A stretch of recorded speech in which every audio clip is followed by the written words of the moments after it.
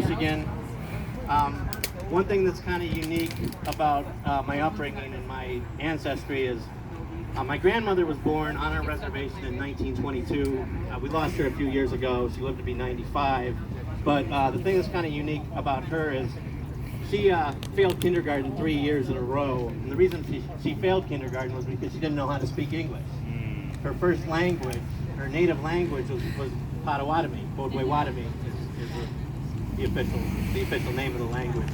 But she spoke that fluently, had to learn English after the time that she enrolled in school. And I tell everybody that's not that long ago. 98 years ago was when she was born, and English was not her first language. So I think that's pretty unique.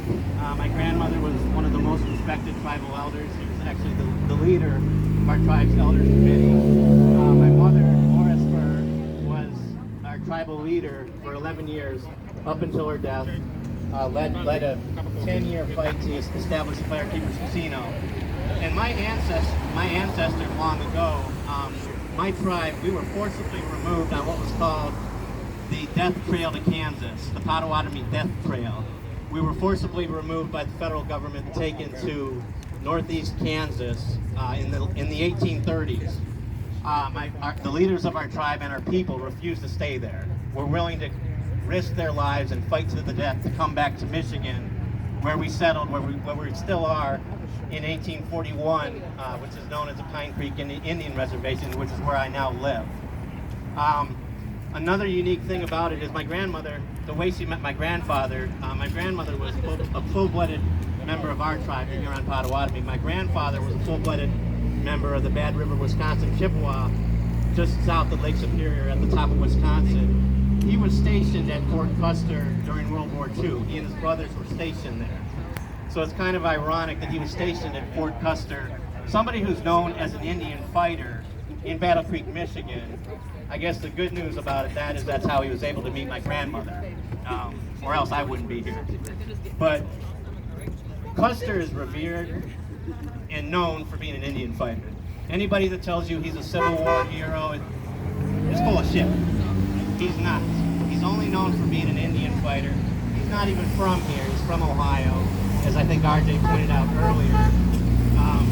He's not even a general. He was a general during during the Civil War, where he was promoted after finishing dead last in his class at West Point. He was demoted to a lieutenant colonel, which is what he retired as when he died, when he was killed off by our people at the Battle of the Little Big Horn. Again, I think we've made a lot of progress over the years. I grew up in Grosse Pointe Park, Michigan, just outside of Detroit, which at the time was the most racist, segregated community in the whole United States. I thought we'd made a lot of progress until Standing Rock came along in 2016, 4 years ago. But I think the things that we've seen here today, the racism, is basically a walk in the park compared to what our ancestors endured hundreds of years ago when Columbus arrived in this country. Again, as I've spoken to RJ and Graham, and I've reminded them, this isn't a sprint, it's a marathon.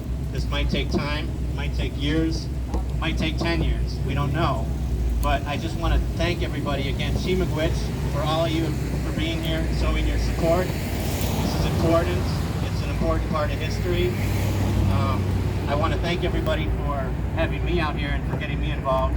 I'm also a member of the Michigan Anishinaabe Caucus, which is the indigenous wing of the Michigan Democratic Party. That's actually how I heard about this event. So again, I want to thank all of you for your hospitality, for having me here, for your commitment to this cause, and we're going to get it done. Shimagwit.